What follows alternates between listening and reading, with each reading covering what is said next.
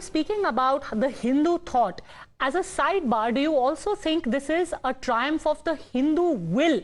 Something that perhaps there was an effort to crush over the years. The demolition of several temples over which the Babri Masjid, for example, was built. It happened in Kashi as well. It's happened in Mathura as well. Most people underestimated the power of the will of the Hindu people who fought in life, on the ground and in court.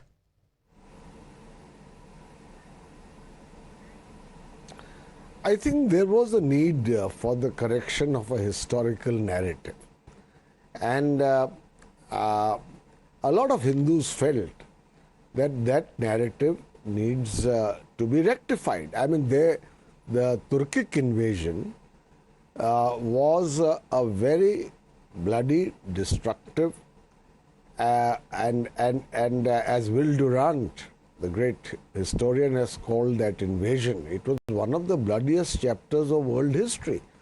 It did a tremendous damage, as I have chronicled in my book, The Great Hindu Civilization, to Hindu centers of learning, to temples, and to a great tradition. And Hinduism survived in spite of that because of the very powerful and evocative bhakti movement which took Hinduism or Sanatan Dharma away from the sanctum sanctorum to the common person across the nation in their own language, with simplified rituals and more of bhakti. Now, in that bhakti, all these beautiful rituals which are being explained can be performed or may not be performed, because bhakti by itself is a direct communion with the ultimate. And Sri Ram is described by both Valmiki and Tulsidas as incarnate Brahm, that all-pervasive cosmic consciousness,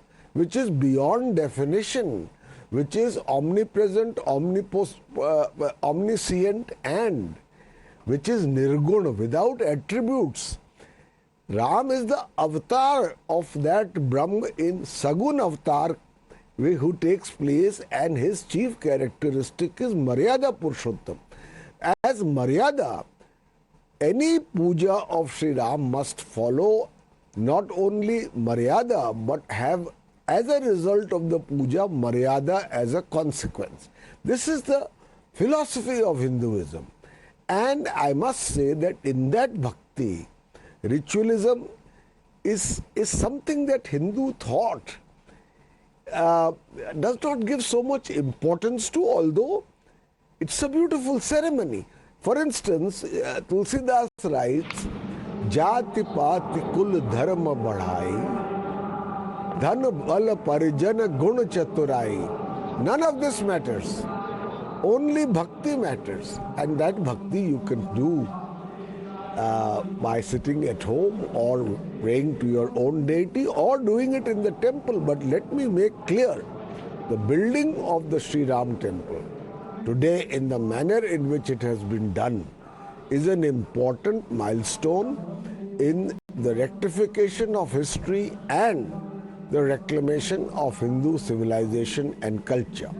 What we have to do is to ensure that this process does not lead to any imbalance which is amaryadit, which either violates the essential principle of unity which Sri Ram stands for, the essential principle of all inclusiveness which Sri Ram stands for, as that very Brahm which is in you and in me.